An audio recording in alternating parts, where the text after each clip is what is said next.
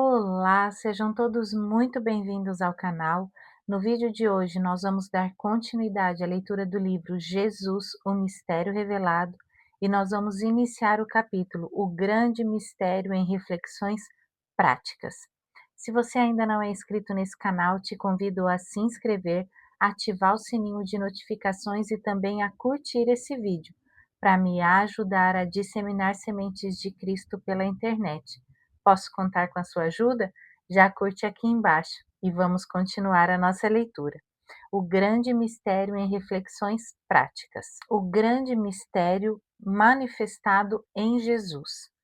A mente humana não pode compreender as riquezas de Deus, elas são insondáveis.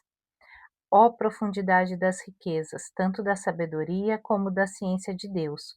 Quão insondáveis são os seus juízos e quão inescrutáveis os seus caminhos! Porque quem compreendeu a mente do Senhor? Ou quem foi seu conselheiro? Ou quem lhe deu primeiro a ele, para que lhe seja recompensado? Porque dele, por ele e para ele são todas as coisas. Glória, pois, a ele eternamente. Amém. Romanos 11, dos versículos 33 a 36. Jesus Cristo é a plena e satisfatória revelação de que estava oculto desde antes dos séculos.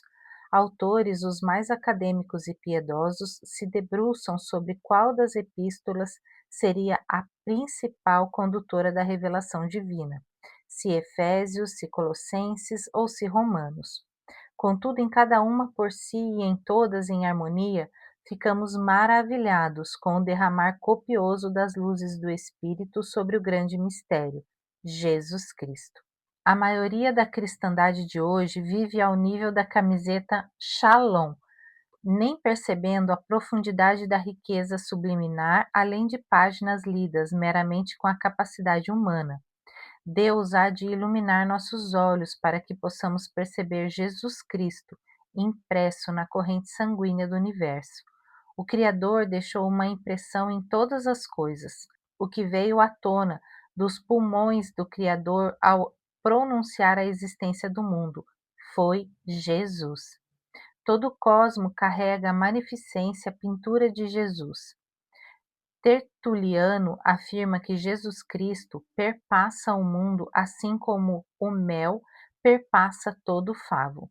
Essa metáfora nos ajuda a perceber que toda a ordem da criação foi feita por Ele, nele, por meio dele e para Ele, Cristo.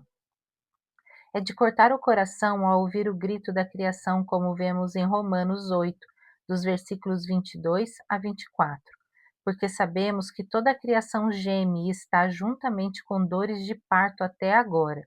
E não só ela, mas nós mesmos, que temos as primícias do Espírito. É o grito por socorro de todas as opressões da sociedade sobre si mesmo. Jesus é a apaixonada ocupação universal, a celestial, a terrena, a humana e a eclesial. A Escritura assegura que todo o universo foi criado por Cristo, por meio de Cristo, em Cristo e para Cristo. Todas as coisas no céu e na terra são sustentadas em Cristo, e um dia serão todas resumidas nele. Diante das declarações de Paulo, concluímos que toda a criação é ocupada por Cristo. Toda a criação se converge para Cristo. Também podemos concluir que na dispensação da plenitude dos tempos, Cristo reunirá em si mesmo todas as coisas, as dos céus e a da terra, em uma única realidade. Quando lemos e exploramos os 7 dias da criação à luz do Novo Testamento, descobrimos que todas as coisas na criação visível são a imagem invisível de Cristo, a ocupação celestial, Deus ocupado com Jesus. A plenitude celestial, ou seja, o Pai, Deus Criador, o Espírito Santo, o Deus Consolador e as hostes dos exércitos celestiais, tudo está ocupado por uma pessoa, Jesus Cristo. Jesus jamais ocuparia lugar secundário no reino, mas o primeiro lugar. Ele ocupa o passado, ocupa o presente, ocupa o futuro, ocupa a eternidade, antes, durante e depois. Tão central e convergente é a ocupação de Jesus, que sempre que Deus o Pai se manifestou publicamente no Novo Testamento, ele se referia à pessoa de Jesus. E saiu da nuvem uma voz que dizia: Este é o meu amado filho, a ele ouvi. Lucas 9, versículo 35.